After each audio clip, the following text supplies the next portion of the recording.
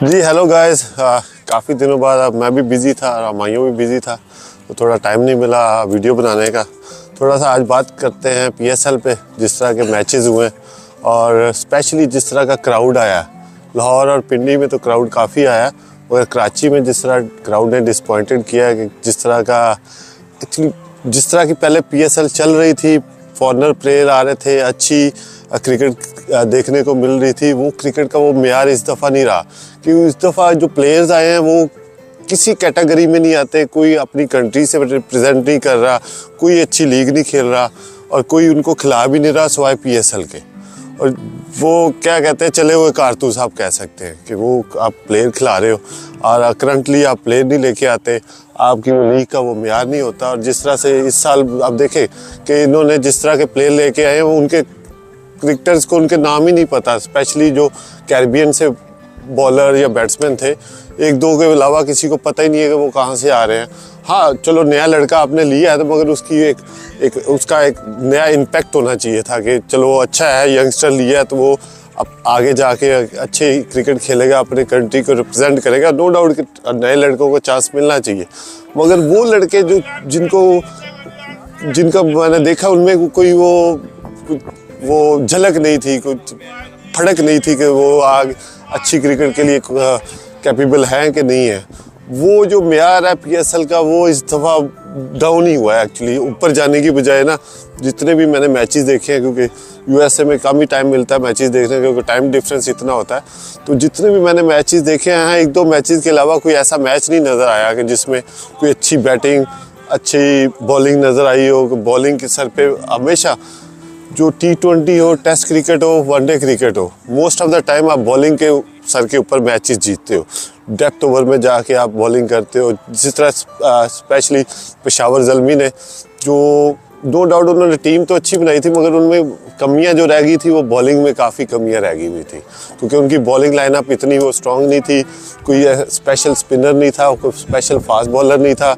आपने एवरेज सी बॉलिंग की हुई थी, आपने बैटिंग लाइन स्ट्रॉन्ग कर ली। वही देखे कि आप जब बैटिंग लाइन स्ट्रांग हुई है तो वो आपने जाके जो क्रूशल गेम है वहाँ पे जीता हुआ मैच आप लोग हार गए। तो वहीं पे आपका एक अच्छा बॉलर होता जो एक या दो ओवर अच्छे कर जाता, डेप्थ ओवर में जाके यॉर्कर अच्छे मारता, स्लो वन अच्छे करता, स्लोअर बाउंसर अच्छे कर लेता, या एक अच्छा क्विक बाउंसर करता, तो वो वेरिएशन से आप बैट्समैन को डिसीव करते हैं। एक ही जगह पे बॉलिंग किए जा रहे थे पेशावर ज़ल्मी के फास्ट बॉलर, और जो कि एंड के ओवर में जो लेंथ बॉल, मैंने हमेशा बोली यंगस्टर को कि लास्ट के ओवर में जब लास्ट ओवर चल रहा है 17वां 18वां 19वां 20वां, वहाँ पे लेंथ बॉल जो होता है ना वो आइडियल बॉल होता है हिट मारने के लिए। वहाँ पे आपने वेरिएशन लेके आनी है, आपने यॉर्कर मारना है, आपने वाइड ऑफ द क्रीज जाके वो ऑफ स्टंप से बाहर यॉर्कर मारना, फिर स्लो बाउंसर मारना, फिर क्विक बाउंसर मारना। तो आपने बैट्समैन को डिसीव करना है। वहाँ पे लेंथ बॉल यूज़फुल होता है जब आप पिच फ्रेश हो, नया बॉल हो, तो आप लेंथ बॉल करते हो, थोड़ा स्विंग मिलती है।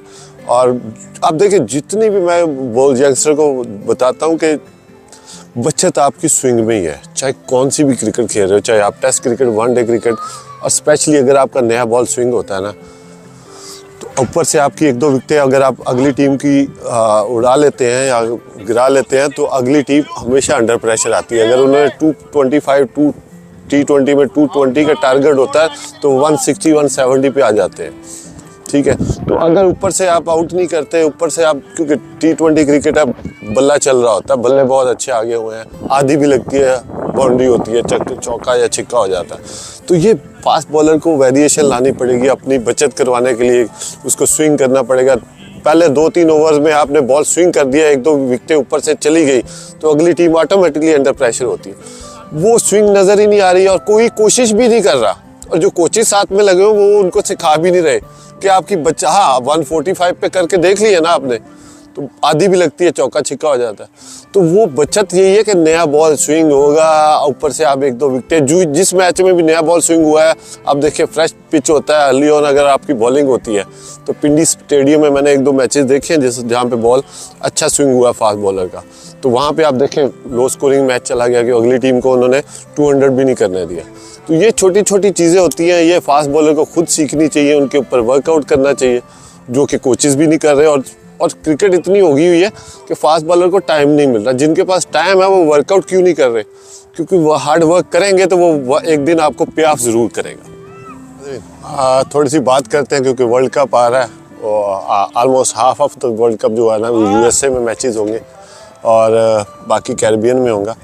तो कैरिबियन की पिचेस आपको पता है जैसे भी होती हैं और यूएसए में पहली दफ़ा हो रहा है। यहाँ पे स्पेशली जो पाकिस्तान इंडिया का मैच होगा जून में वेदर यहाँ पे बहुत अच्छा होता है। सम टाइम फोरकास्ट होती है बारिश की भी, मगर वो होपफुली कि वेदर बहुत अच्छा होगा और फ्रेश ग्राउंड बन रहा है। और मेरा ख्याल है कि यहाँ पे जो पिच बनेगी वो ड्रॉप इन पिच ही आएगी जो न्यूजीलैंड से ऑलमोस्ट आती है। और बाकी डैलस साइड पे मैचेस होंगे। डैलस का जो लास्ट ईयर हम लोग माइनर लीग के साथ था मैं और हम लोग मैचेस वहाँ पे खेले, वो भी पिच ऐसी है कि जो पहले बॉलिंग करता है उसको बॉलर्स का सपोर्ट होती है, सेकंड टाइम बैटिंग के लिए ना वो आइडियल बैटिंग ट्रैक हो जाता है। तो यहाँ की जो पिचेस है ना वो कोई ऐसी ग्राउंड्समैन ऐसे इतने वो एक्सपीरियंस नहीं है और सम टाइम अनप्रिपेयर्ड भी रह जाती है। और स्पेशली जो पाकिस्तान इंडिया का मैच होगा वो ड्रॉप इन पिच आएगी जो न्यू जर्सी और न्यूयॉर्क के दरमियान बन रहा है। स्टेडियम नया बन रहा है, ऑलमोस्ट कैपेसिटी उसकी 25 to 30,000 होगी और वो ड्रॉप इन पिच होगी। ड्रॉप इन पिच मेरा ख्याल है कि न्यूजीलैंड से ही आएगी। तो उस पर बाउंस भी सम टाइम हो जाता है, सम टाइम हाँ अगर उस पर पहले मैचेस हो गए हुए तो थोड़ा सा होपफुली कि वो फ्लैट ट्रैक होगा। तो उसके लिए जो स्पेशली टीमों के लिए प्रिपरेशन करके आना चाहिए जो ड्रॉप इन पिचों पे खेलती है जो न्यूजीलैंड के, क्योंकि लास्ट टाइम जो ड्रॉप इन पिच बनी थी आई थिंक जो लेजेंड्स का कोई मैच हुआ आई थिंक जिसमें शुएब भाई भी थे, सचिन भी था और शेन वॉर्न ने जो मैच ऑर्गेनाइज किया था, तो वो ड्रॉप इन पिच थी। तो उस पर देखिए आप बाउंस कितना मिल रहा था अगर किसी ने देखा होगा तो वो ऐसी पिचेस होती हैं कि वहाँ से ला के सिर्फ उनको फिक्स किया जाता है और वहाँ पे रोल करके उसके ऊपर मैं जैसे न्यूजीलैंड में होती हैं पिचेस के गेंद बहुत अच्छा स्विंग हो रहा था, राइज भी हो रहा होता है, मगर उस पर अगर पहले मैचेस हो गए हो तो शायद थोड़ा सा फ्लैट हो जाए। तो उसके लिए आपको प्रिपरेशन करके आनी पड़ेगी बैट्समैन को और बॉलर्स को। और पाकिस्तान स्पेशली मैं बात करता हूँ, पाकिस्तान न्यूजीलैंड की 5 मैचों की सीरीज़ है T20 की, उससे पहले तो जो भी यंगस्टर फास्ट बॉलर या बैट्समैन है जिन्होंने PSL में परफॉर्म किया, हालांकि इतना अच्छा स्टैंडर्ड नहीं रहा जितना पिछले लास्ट 2-3 ईयर्स था, मगर जो भी बेस्ट परफॉर्मेंस होता होपफुली कि उसको टीम का हिस्सा होना चाहिए। और अब मेनली तो वही लड़कों ने परफॉर्म किया है जो कि ऑलरेडी पहले कर रहे थे। 1-2 यंगस्टर सैम अयूब है, थोड़ा सा उसमें करंट नज़र बेहतर हुआ और उसको और बेहतर करना चाहिए कि हर बॉल पे आप हिट नहीं मार सकते, आपको एक अच्छी बॉल को रिस्पेक्ट देनी पड़ेगी। आप बैट बॉल का थोड़ा सा वेट करें तो वो जो 25-30 कर रहा था ना वो 60-70 पे चला जाता है बैट्समैन। थोड़ा सा अगर टाइम भी लेना पड़ता, ठीक है, नो डाउट उसने तेज़ खेला है। दूसरी तरफ से बाबर आजम होता था तो वो दोनों सपोर्टिंग रोल अदा कर रहे थे, मगर एंड ऑफ द डे जो रिजल्ट आना चाहिए था वो उनके हक में नहीं आया। तो वो चीज़ें यहाँ पे अप्लाई नहीं होंगी। यहाँ पे टोटली डिफरेंट सरफेस होगा, कंडीशन डिफरेंट होगी और पहली दफ़ा वो यहाँ पे वर्ल्ड कप हो रहा है। जैसे डैलस में मैचेस होंगे, डैलस में लास्ट ईयर मेजर लीग के भी मैचेस हुए हैं, माइनर लीग के भी मैच हुए हैं। तो जो मेजर लीग के 1-2 मैचेस मैंने देखे थे तो वो थोड़ा सा लो बाउंस थी, थोड़ा सा टाइम कम मिल रहा था क्योंकि एवरी सेकंड डे मैच वहाँ पे चल रहा था। तो जब टाइम कम मिलता पिच प्रिपेयर करने के लिए तो वो थोड़ा सा फ्लैट ट्रैक बन जाता, तो वो लो बाउंस चल रहा होता है। और जो न्यूयॉर्क पाकिस्तान इंडिया का मैच है वो पिच का देखना पड़ेगा क्योंकि वहाँ पे अर्ली ऑन भी मैचेस हो गए, तो पिच कैसा बिहेव करती है और वेदर क्या है, और ये टोटली एक डिफरेंट वर्ल्ड है। यहाँ के लिए आपको मेंटली प्रिपरेशन करके आना पड़ेगी सब टीमों को, ये नहीं है कि पाकिस्तान टीम को, जो भी टीम आएगी, क्योंकि यहाँ पे ऑब्वियसली T20 का वर्ल्ड कप हो रहा है और यहाँ पे जितना टिकटों का मसला चल रहा है स्पेशली कि पता नहीं कितने लाख लोगों ने टिकटों के लिए अप्लाई कर दिया और वो सब पाकिस्तान इंडिया के मैच की जो कैपेसिटी है वो 25 से 30 हज़ार लोगों की है।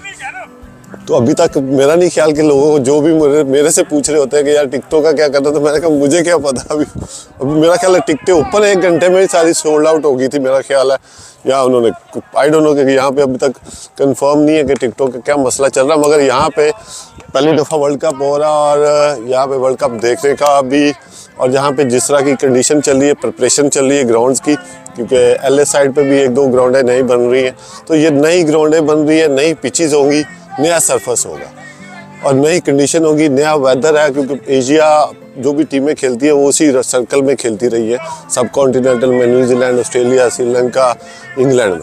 तो यहाँ पे एक टोटली डिफरेंट सरफेस है और कंडीशन इतनी इजी नहीं होगी।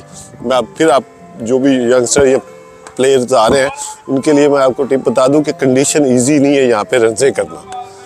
आपको रनजे करने के लिए टाइम किल करना पड़ेगा पिच के ऊपर। ये नहीं है कि आते अर्ली ऑन हिटें लगेगी, थोड़ा सा टाइम स्पेंड करके फिर शायद अगर आप थोड़ा सा सेट होते हो तो तब आपका बल्ला फ्लो के साथ जाता और तब आपके लिए हिट मारना ईजी हो जाएंगे। 2.5 ईयर से यहाँ पे मैं ऑलमोस्ट सारी जगह पे क्रिकेट खेल रहा हूँ। LA साइड, डैलस, ह्यूस्टन, फिर ये WCL, वाशिंगटन साइड, फिर सियाटल, शिकागो।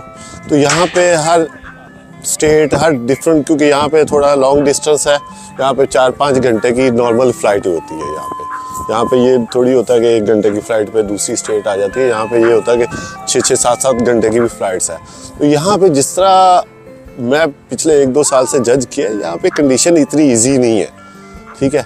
और इतना वो इजी नहीं होगा कि आपसे सडनली आप आते हो और आप उस स्टेज पे चले जाते हो। यहाँ पे आपको कंडीशन पहले आके थोड़ा सा उसके लिए लर्न करना पड़ेगा, कंडीशन को देखना पड़ेगा। और जब मैं पहली दफ़ा यहाँ पे आया था तो यहाँ पे परफॉर्म करना इतना इजी नहीं है जिस तरह हम लोग वहाँ पे समझते हैं सब कॉन्टिनेंटल में या न्यूजीलैंड या इंग्लैंड, क्योंकि वहाँ पे हम यूज्ड टू होते हैं।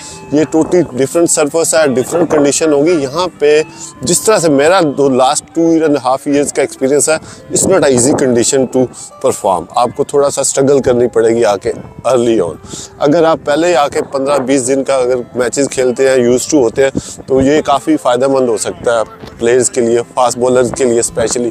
क्योंकि T20 जो भी क्रिकेट, मैंने पहले भी एक वीडियो में बोला है, क्रिकेट जो मोस्ट ऑफ द टाइम है वो फास्ट बॉलर या बॉलिंग साइड ही ज़्यादा मैचेस विन करवाती है। नो डाउट बैटिंग भी उसका पार्ट ही है, मगर एक दफ़ा आपने 220 चेज़ करना हो तो वन समूह नहीं होता है, 6 महीने में 1 या 2 चेजिंग होगी। मगर most of the time fast ball अगर बॉलिंग अटैक अच्छा है तो वो उसको डिफेंड कर लेते हैं। तो ये छोटी छोटी चीज़ें हैं जिस तरह से मैंने यहाँ पे आके थोड़ा लर्न किया। यहाँ पे कोचिंग भी चल रही है, मैं साथ खेलता भी हूँ और साथ में कंडीशन के साथ यूज्ड टू भी होया हूँ। और अब मुझे थोड़ा सा आइडिया हो गया कि कंडीशन को कैसे यूटिलाइज़ करना है। बात करते हैं थोड़ा सा कंडीशन के ऊपर।